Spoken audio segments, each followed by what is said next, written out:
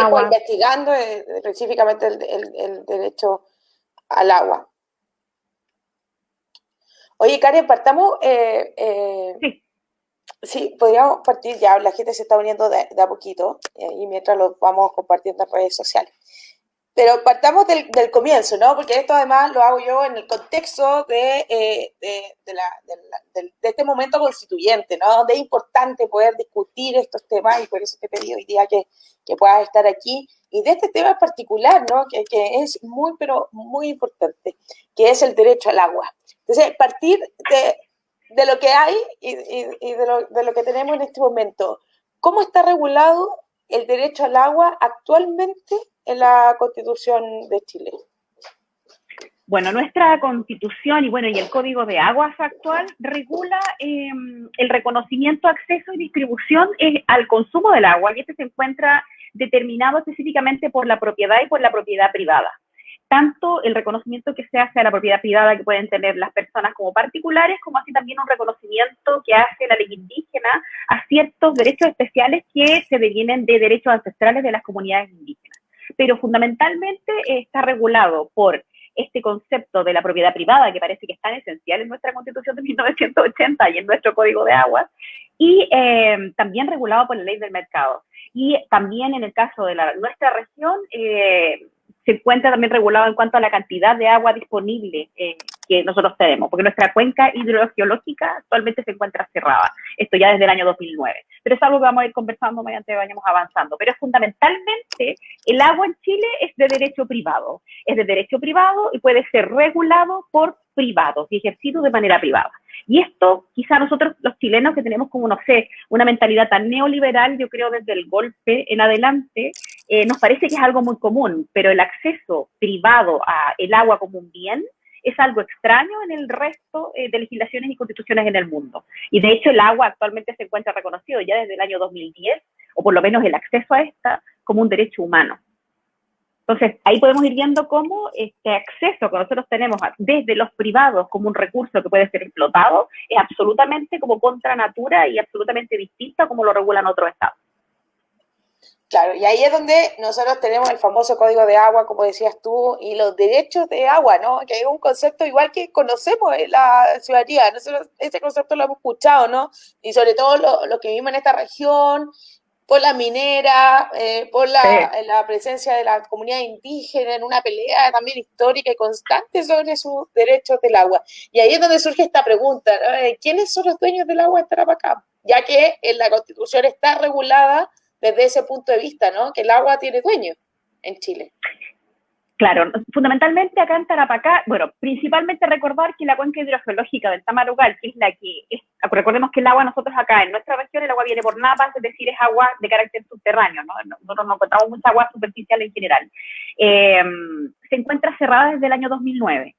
Pero hasta ese punto, más o menos un 59% de la cuenca se encontraba bajo el dominio de la sanitaria, que sería en este caso, o en ese tiempo era Aguas del Altiplano, que era dueña de este 59% de la cuenca hidrogeológica del Tamarugal, un 11% de las comunidades indígenas y el resto que se distribuía entre las distintas mineras que se encontraban en la región hasta ese momento, ¿no? Y de esa forma se encuentra hasta ahora distribuida el agua toda de carácter privada y regulado de forma privada en el norte de Chile, sin hacer ningún distingo, porque eso es muy importante, a pesar de que nuestro marco legislativo actual lo hace, a los usos ancestrales que tenían los pueblos indígenas, que desde el 2009 en adelante no han podido regularizar ningún tipo de derecho de agua, ¿no? Y además también es importante decir que se ha querido y se viene intentando desde hace mucho tiempo que el manejo del agua en Chile se haga a través de organizaciones de privados, organizaciones de quienes son dueños del agua, y decir que se tomen decisiones como casi con una mentalidad como de sociedades, para que tomen decisiones según mayoría. Y si nosotros decimos que un 59% lo tiene la que distribuye el agua, ¿no? Ahora están las sanitarias, y el resto, un 30%, lo tienen las mineras, entonces los agricultores e indígenas quedan en una posición bastante más compleja. ¿Para qué decir nosotros que somos usuarios de esta misma agua? Y a esto también tenemos que ir agregando el tema del cambio climático y que la cantidad de agua es cada vez y drásticamente menor, y que hay proyecciones que al año 2050 en el mundo va a haber escasez del agua, pero a grados gravísimos, ¿no? Y que pareciera que es algo que nosotros no contemplamos o Sí, consideramos siquiera. sí, finalmente el agua, ¿a dónde está destinada? ¿No? Al consumo, a la industria, en Tarapacá específicamente a la industria minera, que además nos Fundamentalmente la provoca, industria. o sea, ocupa el agua, contamina la que no ocupa, y, no, y trae consecuencias también graves en otras áreas también, ¿no? Porque eso es lo grave de la situación del agua, ¿no? A la agricultura, principalmente, por ejemplo, también. Es que como nuestra agua es de napa, y ese es un punto que generalmente no se conversa, ¿no? No solamente es que se ocupe el agua de forma no consumtiva, es decir, que se consuma totalmente, sino que también, como es agua de napa, contaminan la napa. Entonces, lo que se ha visto con el alto uso que hacen las mineras del agua en las partes cada vez más altas del agua, está generando que la napa se contamine y la producción agrícola que se hacía al interior de la región es cada vez más mala, más baja. Esto porque el agua ya no solamente es escasa, sino que también es de mala calidad. No olvidar también lo que ha pasado con muchos salares, con lagunillas también, que finalmente se secaron por el mal uso que hizo la minera Collahuasi de ello, y de esto estoy diciéndolo con toda responsabilidad porque hay fallos al respecto, que así lo han declarado, ¿no? Entonces, el daño y el mal uso que se ha hecho de un recurso, a mí me molesta mucho llamarlo recurso, ¿no?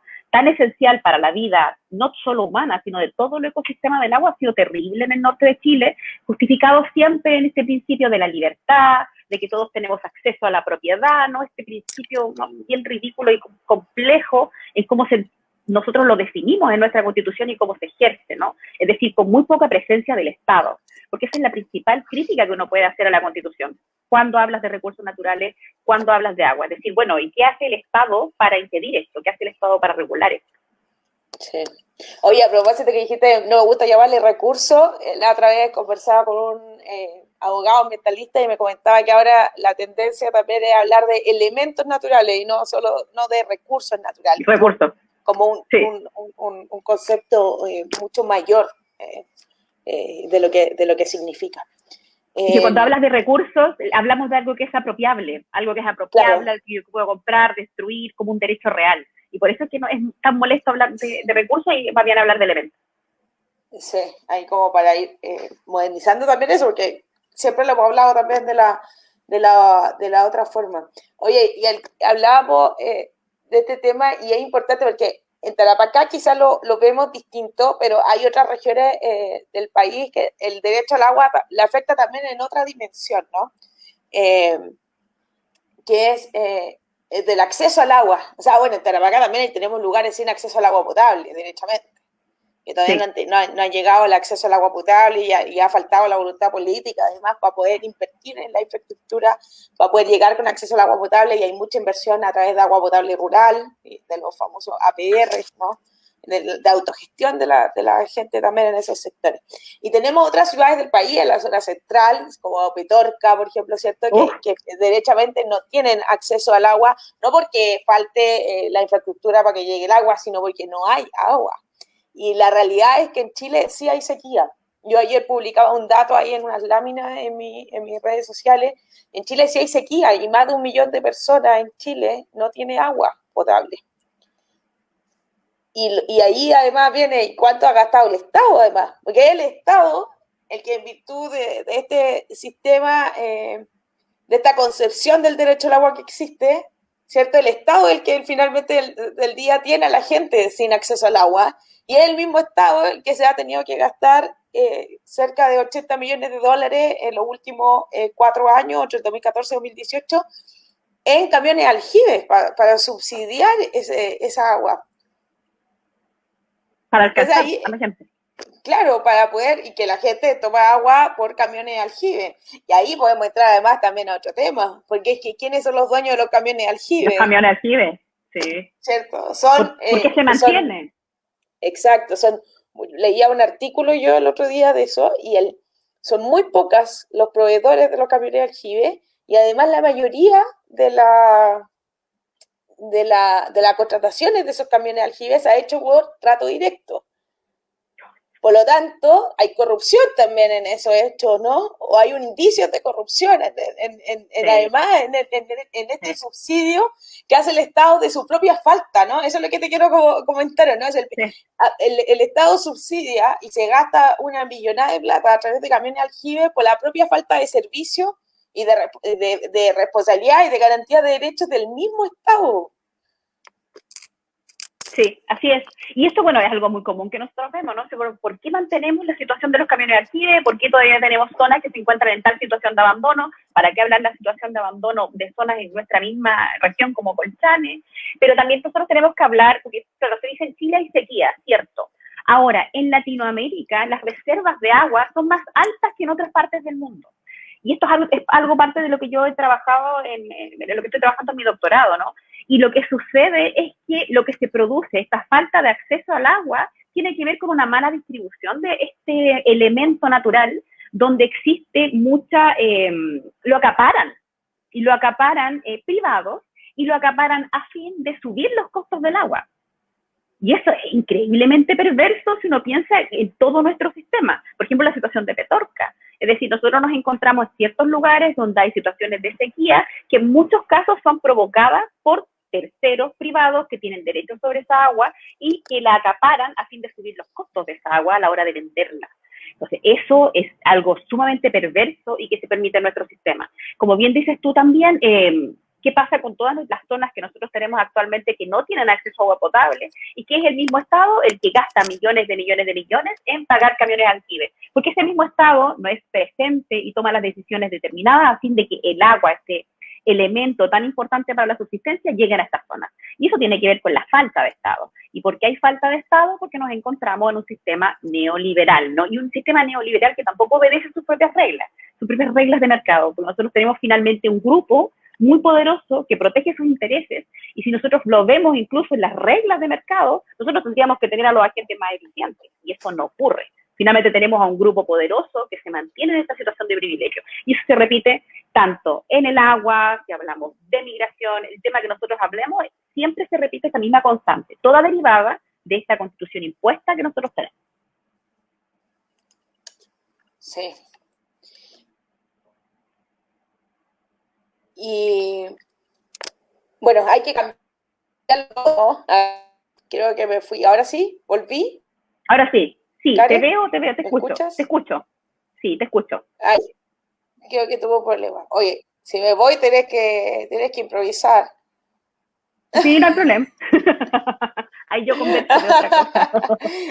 Sigo hablando del agua, Sí. no hay problema. Hasta que vuelvan. Oye, Pablo Líbanos por acá. La gestión del agua debiese ser por cuenca hidrográfica y no generalizada por todo el territorio. Cada cuenca tiene sus particularidades. Por ejemplo, no podemos comparar la cuenca del Loa con la del Peite. Podría Se me fue coincidir muy... en general. Sí, me escuchan, ¿no? ¿Me veo? Sí, sí, sí. Sí, sí, coincido con lo que dice Pablo Oliva. Ahora creo que yo en general no quiero hablar de gestión de cuencas, tampoco quiero dejarlo en mal, creo, o sea, lo que si tuviera en mi poder, dejarlo en manos de privado. Yo creo que tenemos que crear un sistema regulatorio que lo primero que tiene que hacer, y que es lo que va a venir a romper el sistema que nosotros tenemos en nuestra constitución actual, es reconocer el agua, el acceso al agua como derecho humano.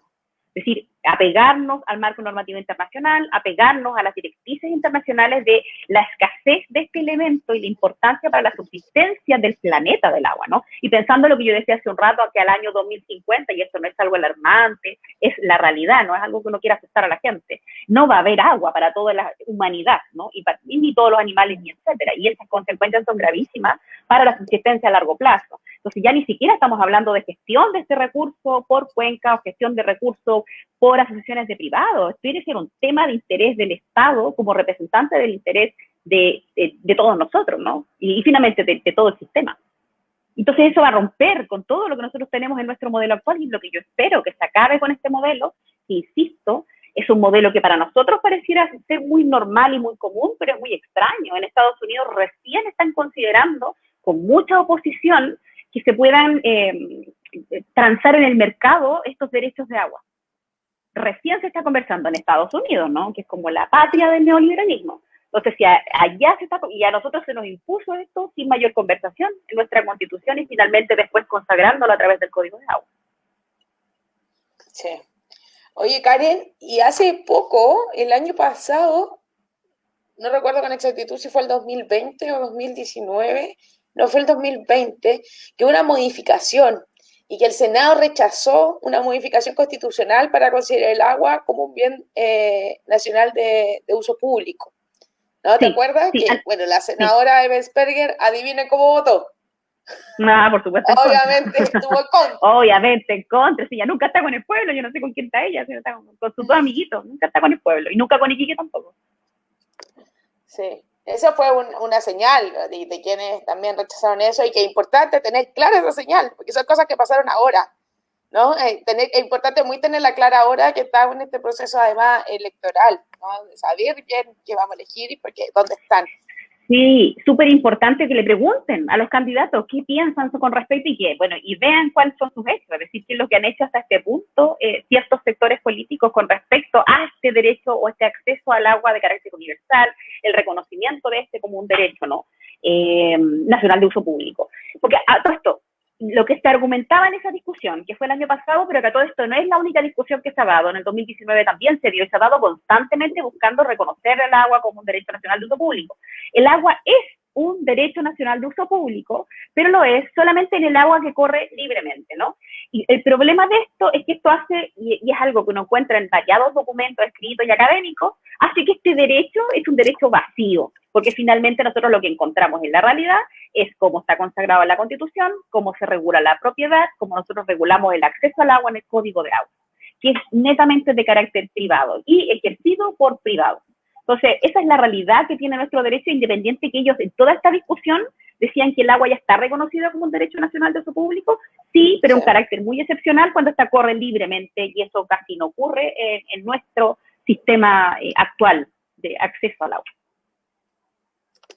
Claro, es importante esos detalles porque cambian todo, ¿no? Ahora, Lo cambian. la pregunta, Karen, ¿estamos a tiempo de poder cambiar esto? Porque la discusión nuestra y obviamente la posición, porque las dos militamos además en partidos que somos parte de la misma lista, ¿no? Por eso también lo hablo así como en plural. Obviamente va a ser tendiente a lo que estamos conversando en este momento, ¿no? Que deje de ser privado, que devolver el agua a la gente para que no puedan suceder las situaciones que suceden hoy en día en Chile. Pero, o sea, ¿es posible poder cambiar eso?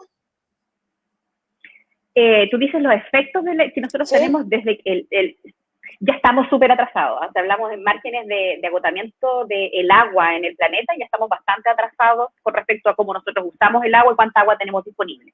Estamos bastante atrasados, pero es importante dar el paso. Es importante que ya nos empecemos a preocupar. O en el caso de las mineras, que ocupan el agua y que es tan esencial para ejercer, ¿no?, el trabajo que hacen las mineras, lo importante sería que ellos mejoren sus maneras de producir. Sí, yo no digo que no sigan produciendo las mineras, háganlo, pero háganlo de una manera más óptima, más eficiente, haciendo el menos daño posible en el territorio. Y en el caso del agua, cuando hablamos de agua dulce y por la falta de agua dulce en el norte de Chile y en el planeta, que ocupen otros recursos. Pero no lo hacen porque es mucho más caro para ellos. Por eso es que no se hace de esa manera y prefieren seguir contaminando y prefieren secar lagunillas y etcétera, ¿no? Y que no es el único caso, que son muchos.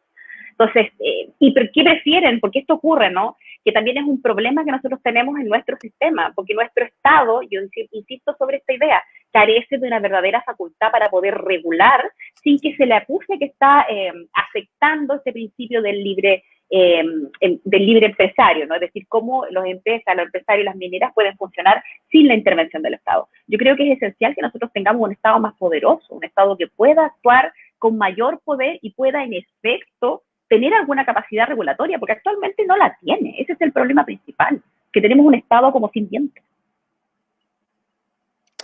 Bueno, y en el caso del gobierno actual, que tampoco tiene ninguna intención de hacerlo, porque si nosotros hablamos del gobierno actual, o el desgobierno que nosotros tenemos actualmente, es un gobierno que representa netamente los intereses de los privados, porque quienes son parte de este gobierno son estos privados que están absolutamente de acuerdo con la Constitución de 1980 y son este grupo, que no quisiera llamarlo élite, ¿no?, con este grupo minoritario que es muy poderoso en nuestro sistema actual y que permite que nos mantengamos en la situación de desigualdad que nos hemos mantenido en los últimos 30 años, ¿no? Yo creo que ha sido la discusión que se ha dado durante todo este proceso constituyente, que probablemente lo van a dar también los constituyentes para una nueva constitución para Chile. Yo creo que va a ser una discusión importante. Sí, yo creo que también va a ser una de las discusiones más importantes. Oye, y tú estás por tu propuesta en esto es nacionalizar el agua. Sí, lo primero, reconocer el agua como el acceso al agua y su saneamiento como un derecho humano, ¿no? Yo creo que ya con eso se da la base para construir un nuevo sistema jurídico del agua en Chile. Y sí, porque aparte también es importante hacer saber a la gente esto, ¿eh? La gente que tiene derechos de agua hoy en día muchas veces los tira de forma gratuita. Es decir, le pide al Estado que le reconozca el agua que tiene en un determinado inmueble, acompañando los documentos que se le solicitan, los costos que estos tienen asociados son los planos, donde establecen los puntos, etcétera. Creo que se hacen 2 informes con respecto para poder como revisar en el lugar dónde están los puntos de captación de agua, y después de esto, tienen estos derecho al agua. Entonces tampoco estamos hablando de que, porque la gente también a veces habla como que no se respeta este derecho de propiedad, pero bueno, si es un derecho de propiedad que te da graciosamente el Estado también te lo puede quitar, ¿no? Sobre todo si estamos hablando de algo que excede los intereses de privados y es un interés nacional, porque estamos hablando de la supervivencia cuando hablamos del agua. Sí. ¿Y qué significa nacionalizar el agua? ¿Qué significa nacionalizar el agua? Sí. Significa que quién va a ser el garante y quién se va a preocupar de cómo nosotros distribuimos el agua va a ser fundamentalmente el Estado, entendiendo el Estado como aquellos representantes que nosotros escogemos a través de los procesos distintos, procesos electivos, ¿no? Y con lo que hemos conversado durante todo este tiempo quiere decir también, porque ya nosotros no estamos como tan de acuerdo con esta democracia representativa, que nosotros también vamos a tener cierta injerencia en cómo se ejerce esta agua, ¿no?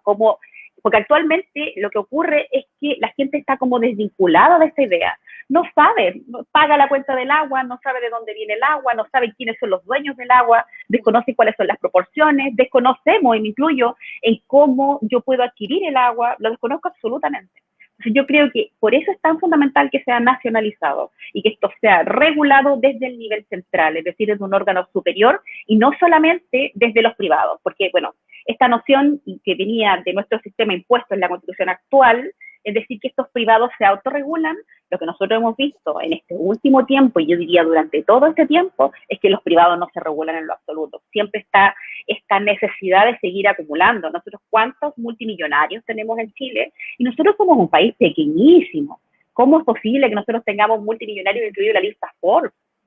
Y esto no tiene nada que ver con, como hay gente que considera que esto es como una declaración donde uno pudiera tener como un cierto grado de envidia.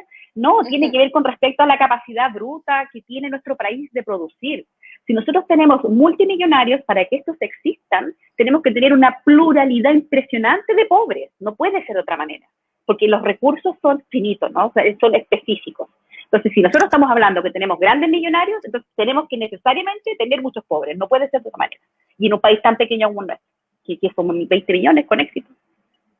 Y aparte, me gustó, agarrando el concepto que dijiste recién de acumular, y con el agua pasa esto, porque de hecho los derechos del agua de repente están acumulados en en privado, normalmente esas empresas, ¿no? Pero en privado, que ni siquiera hacen uso de esos derechos al agua. No. Y prefieren pagar esta especie de, porque le aplican como un impuesto, ¿no? Por el no uso del agua, igual pero tienen mínimo. que pagar, pero es tan bajo que mantienen el derecho al agua, impidiendo a que gente que realmente la necesita, además que para ayudarnos a todos nosotros, porque son agricultores, ¿cierto?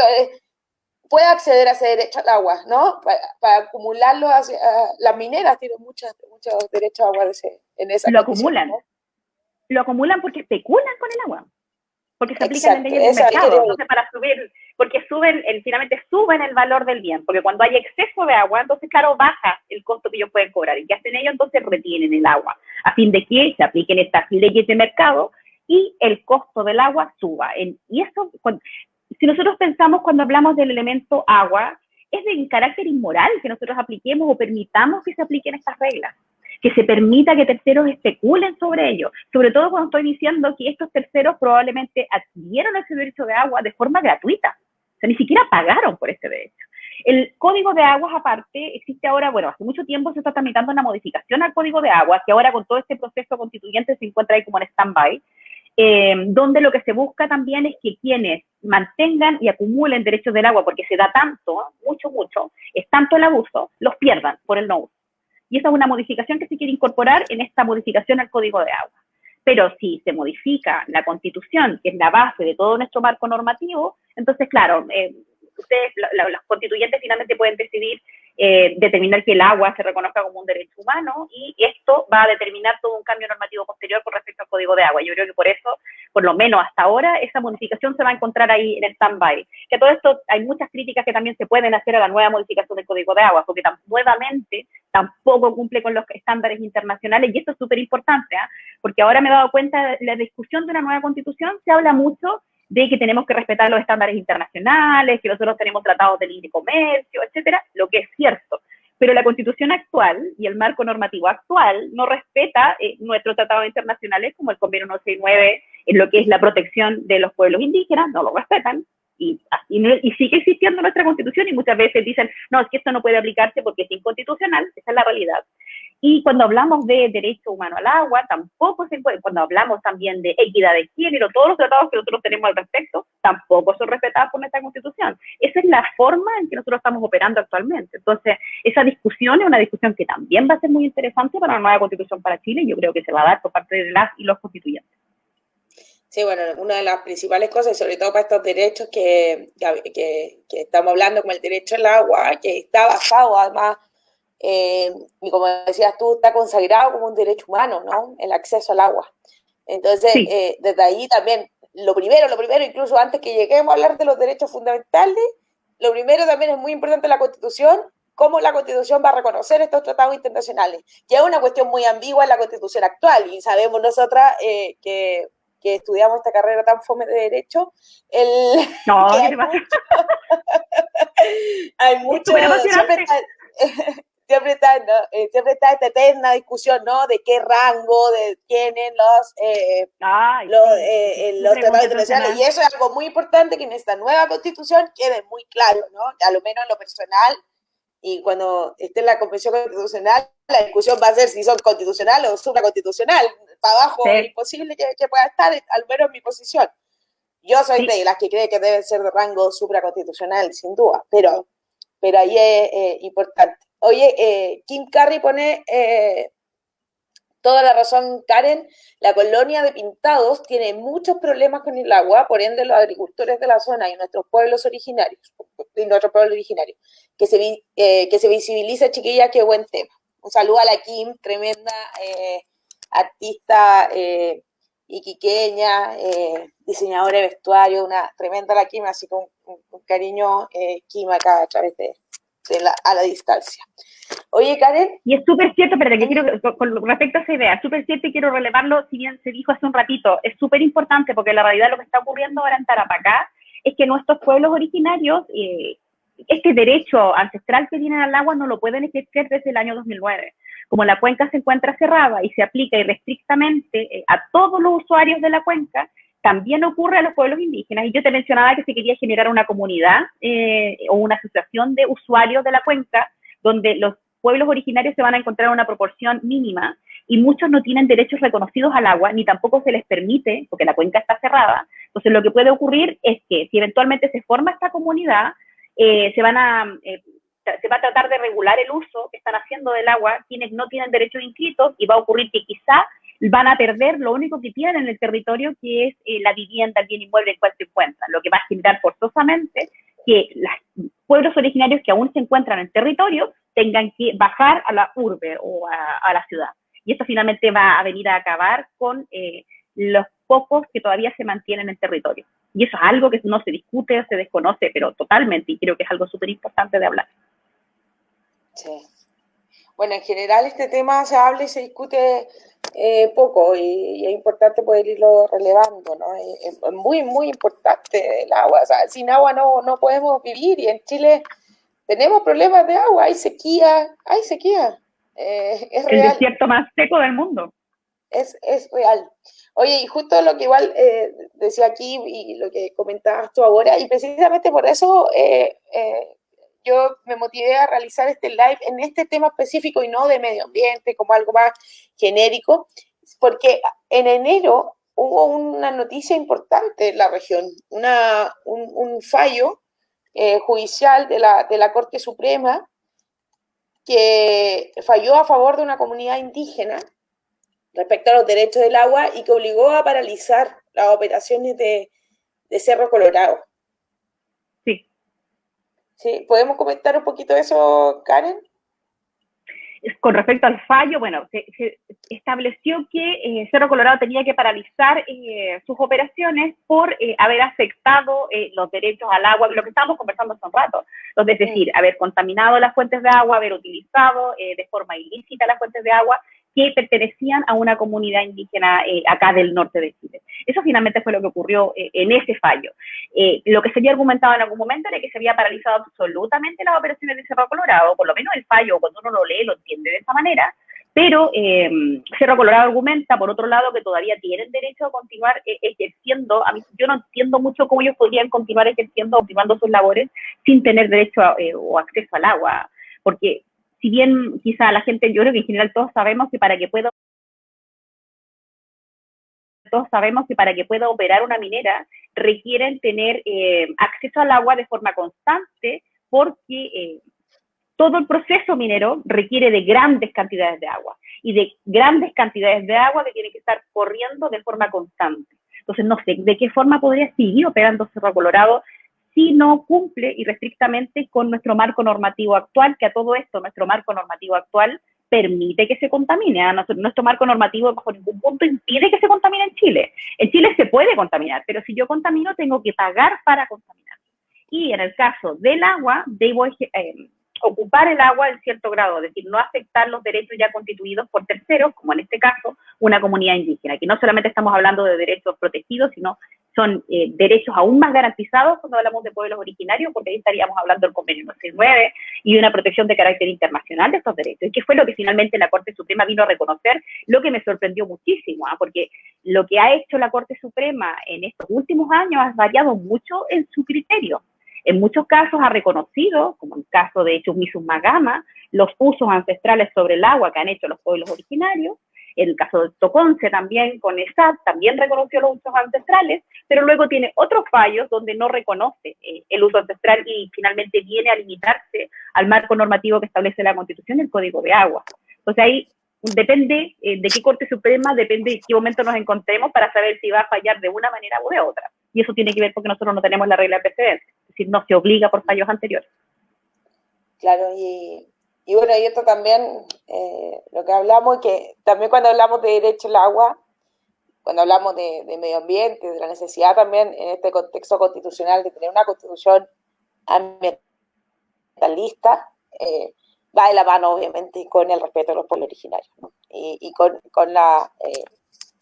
de la mano también con la cosmovisión del pueblo originario y cómo va a ser también esa discusión en este nuevo proceso constitucional, que yo creo que va a permear en toda esta otra discusión, que es como lo que estamos conversando ahora. Y entendiendo que están los escaños reservados, la discusión que se va a dar, que también participando los mismos pueblos originarios en la discusión constitucional, y eso es un hito histórico en toda constitución nacional, porque en general nuestras constituciones han omitido la participación de los pueblos indígenas en estos temas de conversación. Es súper importante, y esto lo digo para quienes no se consideran parte de los pueblos originarios, es importante que nosotros incluyamos las nociones de buen vivir, de cosmovisión que tienen los pueblos indígenas en general, tanto el pueblo indígena aymara, quechua, mapuche, diaguita, licanantay, etcétera, porque en general cuando hablamos de cosmovisión indígena hablamos de un uso del agua, entendiendo que ésta debe volver al ecosistema, es decir, no hacemos una explotación del recurso, que es lo que nosotros estamos haciendo en el modelo de la Constitución de 1980 del Código de Agua, donde lo explotamos como un recurso y no consideramos su uso a largo plazo, ni siquiera como un uso sustentable.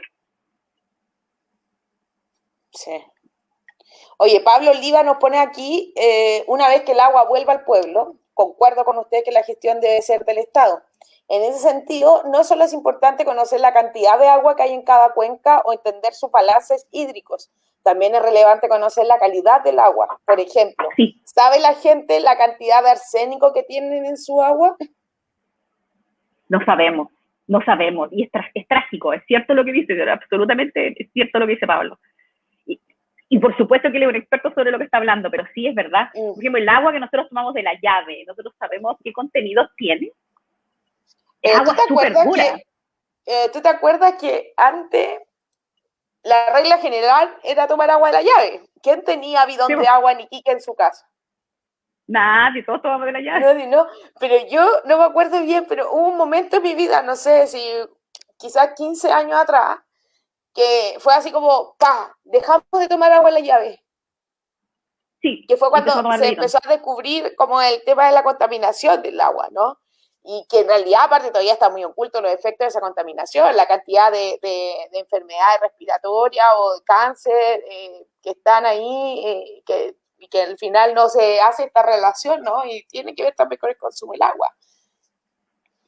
El arsénico. Es cierto lo que dice, que cuánta cantidad de arsénico tenía el agua cuando nosotros éramos niños y cuánta ya tiene ahora, ¿no?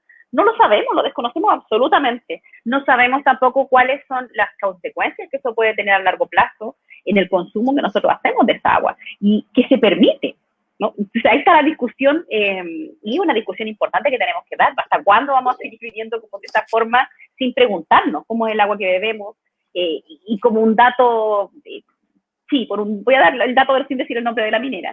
Hay una minera que tiene como política acá en Iquique que en cualquiera de los eventos que se realizan en sus lugares, bueno, quiero decir el nombre de la minera, tiene que ocupar solo agua de bidón y bajo ningún punto agua de la llave. Eso a mí no me da ninguna confianza. Si ellos tengan ese nivel de desconfianza del agua de llave, yo digo, Dios mío, digo, nadie puede tomar agua de la llave. Yo, ¿por qué no? Por favor, dígame. ¿Por qué no quiere tomar agua de la llave? Para yo no tomar. Ahora, ahí la pregunta es, ¿en Chile hay normativa que regule el nivel de arsénico en el agua? Yo entiendo que sí, no soy experta en lo más absoluto porque excede el marco ahí, que yo trabajo. Pablo parece que no puede soplar ahí esa. Sí, yo creo que él sabe mucho más que yo en ese aspecto, sí, pero sí, yo creo que sí está, por lo menos en estos últimos años debe estar regulado, por lo menos espero, la cantidad de arsénico que pueda tener el agua. En un seminario que estuve el año pasado que organizó la UNAP, estuvo una representante del gobierno hablando de la cantidad de cloro que podía tener el agua y también hubo una profesora de la Universidad Europea que estuvo hablando al respecto también de la cantidad de arsénico que pudiera tener el agua. Lo que se dijo finalmente es que el agua que nosotros que tomamos de la llave no tiene, si bien tiene algún nivel de contaminación, no afectaría a nuestra salud gravemente. Eso fue lo que se dijo en el seminario, ¿no? Pero claro, ¿hasta qué grado? Si esto es cierto, ¿cómo se regula? Porque recordemos que el agua que nosotros tomamos, el agua que nosotros nos llega a la llave, viene de la cuenca y la cuenca ya se encuentra utilizada, porque finalmente como estamos configurados nosotros estamos en la parte baja y el agua viene desde arriba de la cuenca, ¿no? Entonces esa agua ya se encuentra contaminada, por lo menos cuando uno habla con la gente que todavía se encuentra en territorio que produce frutas, verduras, etcétera, te dice que el agua está mala y que está mala hace rato. Es decir, agua que ya se encuentra contaminada por malos usos que hacen las mineras, entre otros, que se encuentran en la parte superior. Sí. Bueno, y además pasamos también a otro tema, que las multas finalmente al final del día son tan bajas, tan irrisorias que en temas de medio ambiente, ¿no? Que de contaminación, que al final no generan ningún efecto disuasivo para que las empresas se ajusten a esas normativas. No, y en realidad hace mucho tiempo también existían muchos pozos brujos, es decir, muchas mineras también tenían y hacían la explotación de agua sin siquiera tener derecho para poder hacerlo. Hubo una campaña por parte de la Dirección General de Aguas de buscar estos pozos y cerrarlos. Sí, ahí Pablo nos puso que existen rangos de concentraciones internacionales de que los elementos que supuestamente no generarían problemas de la salud. Así que hay que estar... Sí, bueno. O sea, claro, se supone que cumple con estos rangos y que estaríamos como con un agua que se puede consumir, por lo menos en este último tiempo. Eso fue también lo que dijo la profesora de la universidad en la que yo trabajo, ¿no?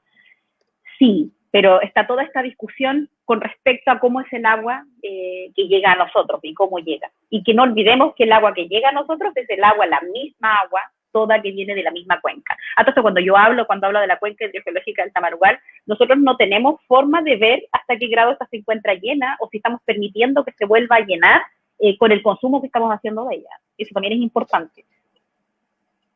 Si bien la DGA tiene ciertos puntos de medición, porque no es algo que visiblemente nosotros podamos ver cuánta agua le queda a la cuenca. Existen ciertos esquemas donde se han proyectado cuánta agua le queda, y por eso en el año 2009 la Dirección General de Agua, haciendo esta proyección por los puntos de captación, distintos puntos de captación que tiene, determinó que la cuenca, porque nosotros como tenemos agua que se encuentra de carácter subterránea, lo que ocurre es que nosotros usamos esa agua después se evapora y vuelve al mismo sistema. Así funciona nuestro sistema, y se vuelve a llenar, y volvemos a tener una cuenca llena.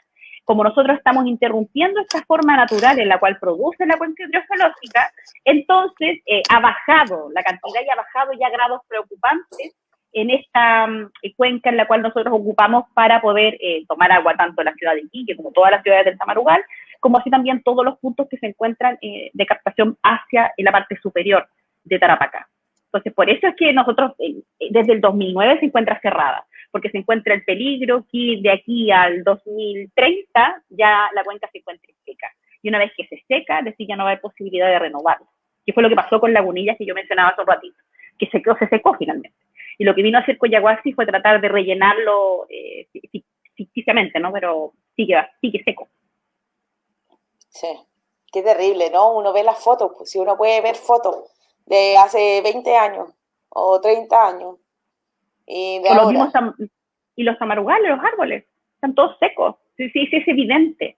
Nosotros efectivamente nos encontramos en el desierto más seco del mundo, cierto. Pero nosotros teníamos toda una fauna, toda una vegetación que en efecto se encuentra bastante afectada por la falta de agua. Y eso es algo incuestionable, nadie podría decir algo contrario. Algunos podrían argumentar que por el cambio climático. Bueno, si argumentamos que exclusivamente por el cambio climático, de todas maneras debiéramos tomar ciertas medidas de cuidado del agua y no pudiéramos dejarlo, como lo estamos haciendo ahora, en manos de privados. Sí. Oye, ya para ir cerrando, Karen, pasó volando ¿Sí? el ratito. Harta gente igual se conectó, harto comentario, sin duda que es un tema muy interesante y muy necesario de conversar y de relevar. Muy, muy, muy necesarios, ¿no? El derecho al agua, algo esencial para todo, cada uno de nosotros y nosotras. Algo que nos quieras comentar de estas investigaciones últimas que tú has estado realizando, algo que quisieras destacar, que no hayamos hablado en este ratito. Es solamente reiterar la misma idea, es decir, que para los que sean las y los constituyentes, ¿no? Espero que seas tú.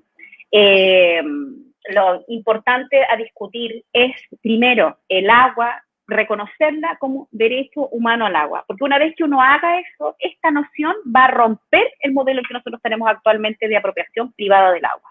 Y eso va a permitir la configuración de todo un nuevo sistema donde nosotros tengamos el agua como un elemento natural importante para la supervivencia de todo el ecosistema, porque finalmente no solamente de las personas. Eso es súper importante que sea reconocido en una constitución futura, ¿no? Distinta a la que nosotros tenemos actualmente. Bueno, la regulación de la propiedad también me parece que tiene que tener alguna limitación, y el cargo, la forma en que el Estado se preocupa o garantiza o puede regular a los privados, porque yo creo que actualmente nuestro problema fundamental es que los privados están actuando sin ningún tipo de coto y sin ningún tipo de regulación, porque ellos no se autorregulan. Entonces yo creo que hay que darle fortaleza al Estado, a este aparato institucional, para que pueda en efecto ejercer la regulación necesaria para que estos abusos que se están cometiendo hasta este punto, es decir, para quienes acaparan el agua, para quienes especulan con el agua, para quienes abusan de esta noción del mercado de aguas, es decir, que ya no hablemos del mercado de aguas, ese es el punto, yo creo que es esencial. Es necesario que tengamos un Estado mucho más competente del que nosotros tenemos ahora, porque lo que vino a hacer la Constitución de 1981 es que vino a desarticular al Estado, vino a desarticular al gobierno. Eso, sí. En general. Sí, no, tremendo tema. Vamos a derogar el Código de Agua. Sí. Con la nueva concepción constitucional se va a terminar derogando el Código de Agua. Oye, acá tú sabes que no hay live sin Michis. ¿No? No hay una colita de gatito están? por ahí. ¿Dónde están? El mío está. Por ahí está, no se ve. Ahí está. Ahí está. Los regalones. Los gatitos y las abogadas. No puede haber abogadas sin gatitos. Y digo a mí que soy lesbiana. Lesbiana, gatito. Abogada, no. Sí. Abogada, lesbiana, gatito.